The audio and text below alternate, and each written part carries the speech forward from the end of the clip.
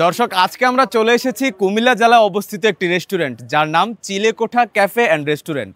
আমাদের কুমিল্লায় কত সুন্দর সুন্দর রেস্টুরেন্ট আছে কিন্তু আমরা অনেকেই জানি না। এই ভিডিওটা দেখলে বুঝবেন রেস্টুরেন্ট বলতে আসলে কেমন হওয়া উচিত। একটি ব্যস্ত মার্কেটের দ্বিতীয় তলায় তৈরি এই রেস্টুরেন্ট। এর নাম রেস্টুরেন্ট হলেও মূলত এটা একটা রুফটপ, চোখ ধাঁধানো লাইট আর চতুর্দিকে রয়েছে গাছগাছালি। ঢুকতেই চোখে পড়বে আলাদা সাজসজ্জা, শীতাতাপ নিয়ন্ত্রিত একাধিক কক্ষ যা আহারের মুহূর্তকে করে তুলবে আরো আরামদায়ক। প্রিয় মানুষদের সাথে তোলা প্রতিটি ছবি এখানকার সাজসজ্জার ফ্রেমে বাধাই হয়ে থাকবে। সবচেয়ে বেশি যেটা আমার নজর কেড়েছে তা হলো একটি দোলনা। গাছগাছালি ভরপুর এই রেস্টুরেন্টটি দেখে চোখ জুড়িয়ে গেল। উপরের ফ্লোরে উঠে গেলে চোখে পড়বে এমন একটা ওপেন স্পেস যেখানে খোলা বাতাসের ছোঁয়ায় খাবার স্বাদ নেওয়া যাবে অন্যরকম ভাবে। সাথে আছে পিঞ্জিরা।